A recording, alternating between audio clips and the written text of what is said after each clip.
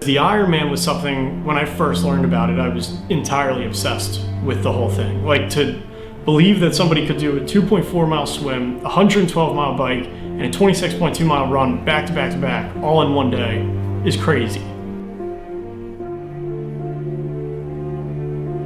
It all started in May of 2023 with the Philadelphia 10 mile Broad Street run. From there, I then did a sprint triathlon in September of 2023, followed up by a half marathon at the Philly Half in November of 2023. From there, I just made a huge jump. In 2024, I did a 50-kilometer ultramarathon. A few weeks later, I did a 70.3 Ironman, Eagleman in Maryland, which I'm coming back to in 2 weeks here. And then that just evolved, and I fell in love with the process of the Ironman and the triathlon, and I just got obsessed with the idea of completing a full. I had been training for the full Ironman ever since mid-June of 2024, right after the 70.3. Was prepping to do it in Chattanooga, Tennessee, until we get there, and the weekend of the race was Hurricane Helene. The flow rate was too high, and they ultimately had to cancel the swim. So we had a time trial bike start, still did the full marathon. Race went really well, went sub 10 hours without the swim. So you don't feel the same accomplishment after finishing, crossing that finish line. You don't feel like you truly did the Ironman because you didn't do the 140.6. So right after the race, we signed up for Ironman Arizona.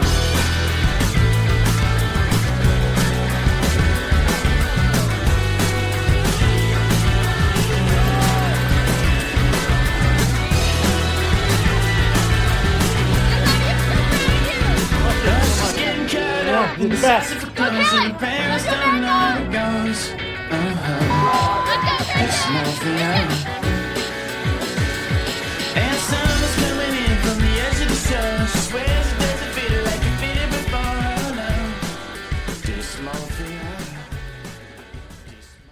What made me sign up for the Ironman in the first place?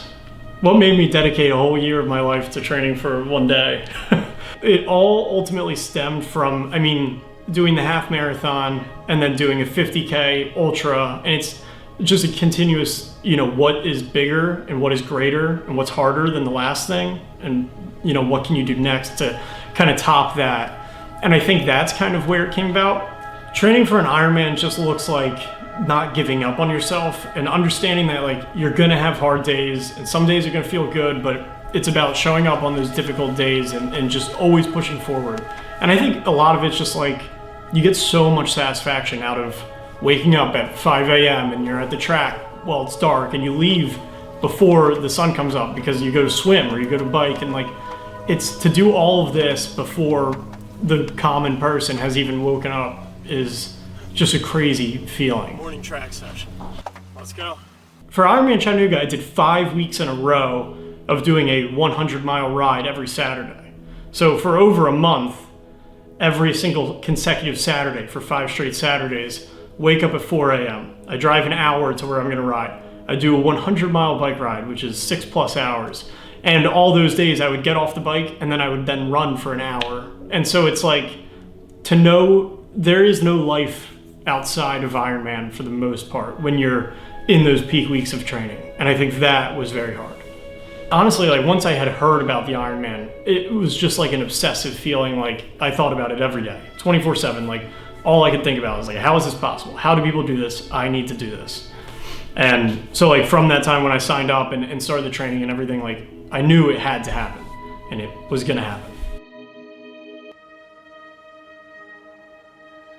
As I've said, I was just so obsessed with the idea of Ironman and people that can do that. And I always reminded myself, like, that was the ultimate goal. And I don't think I ever doubted whether that was worth it or not, because it's pretty cool to be in that club. So one thing that people don't talk about a lot is when you do Ironman training, of course I have friends that I did these races with or I did training with, but when you're spending that much time alone through all those different workouts, you just become so comfortable with who you are and with spending time with yourself. And I think that is really important. I think that's really cool.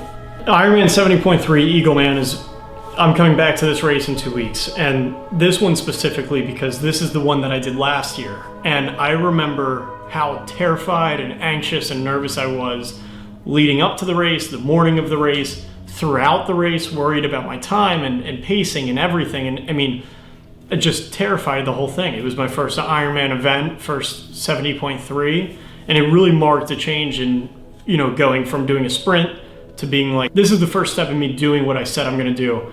And what I did last year at this event showed me it was possible to ultimately do the Ironman.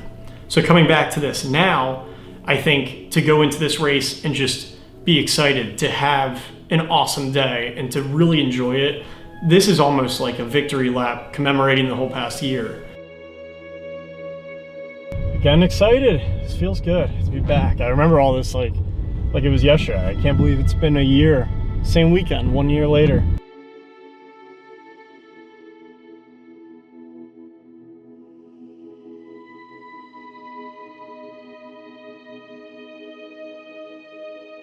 Just got to Maryland. Eagleman 70.3. Bike check-in, registration, all the fun stuff.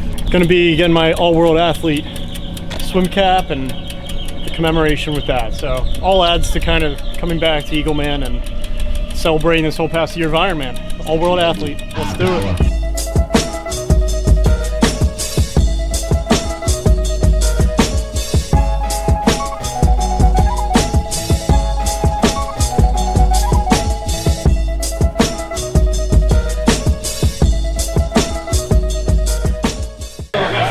Is anyone left in the state of Pennsylvania?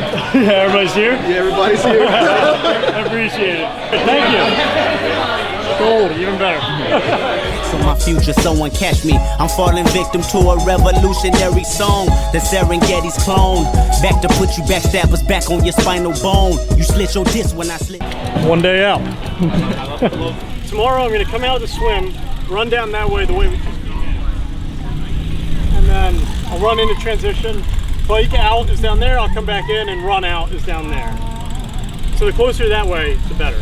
So this is where I'm gonna line up tomorrow morning, getting ready to go down there and get into the water. So I think we're gonna go check out the water. The bike's been racked. I think we're all ready. I mean, I'm feeling good. It's hot, it is hot. But it's gonna be fun, man. This time tomorrow I'll be done, but it's gonna be good. Hopefully. Fingers crossed, I don't know. It's crazy to think, like 1 year ago this weekend, I was standing here waiting to get in the water, waiting for my turn, and just like how terrified and anxious I was all week leading up to it, and just like, that was everything. And now to be here a year later, having done 2 fulls and everything else that's happening this year, this is such a celebration of what this past year has meant to me and what this training's done. That one has all sizes. All right. I don't even know where I'm looking. Can you point to it? This is the one that It's probably not going to be insanely. Yeah, no, It's not going to work. It's on there. Sub 5, here I come, baby. Here I come, baby. Qualification slots, that's how I'm feeling today. But tomorrow morning, I don't know if I'm feeling that way. What are the odds that they cancel the swim?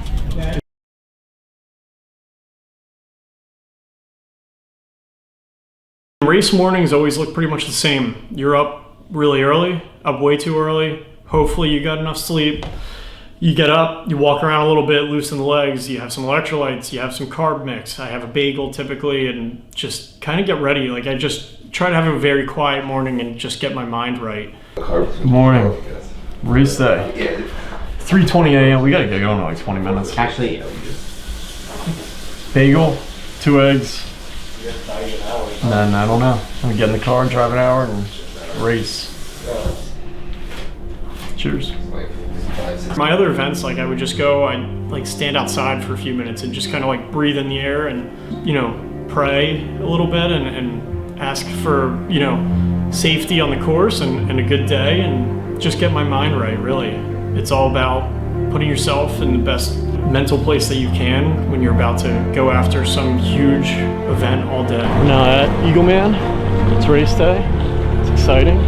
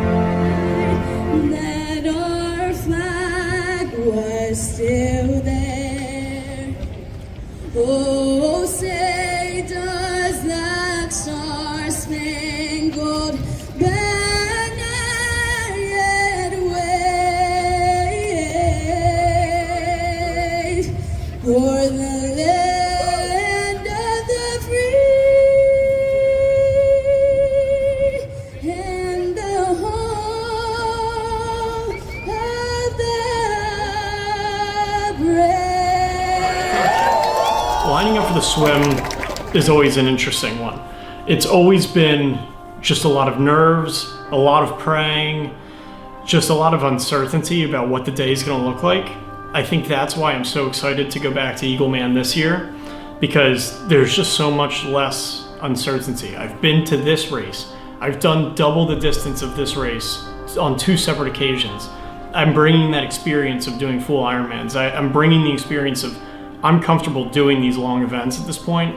And so that's why I think that this year is going to be pure excitement. Like I think for people watching, like I think I'll be visibly more excited and present, like outward facing when I'm in line for the swim, rather than in past events where I probably look like I'm like just completely internal. And I think that's going to be cool. Swing open low. Come close to midnight. He'll fade me down. And then my eyes got used to the darkness. And everyone I knew was lost and so long forgotten after you. Now would you break me for you twist the knife? Yeah, would you take my hand and take life? In the water, it's really just a matter of like treat the swim like a warm-up. Like you're just getting comfortable, you're getting the body right, just keeping calm. I mean, the swim is the most serene part of the whole event because you're underwater, you can't see, you can't really hear anything. And it's just like the whole world kind of zones out. Like it's just you in there.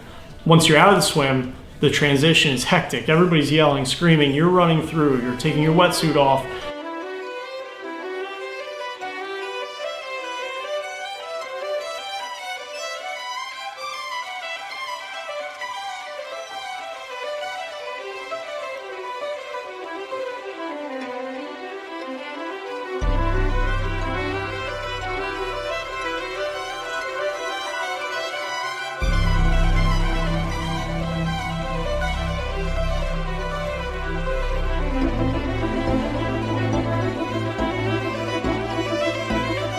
You know what to do, dude.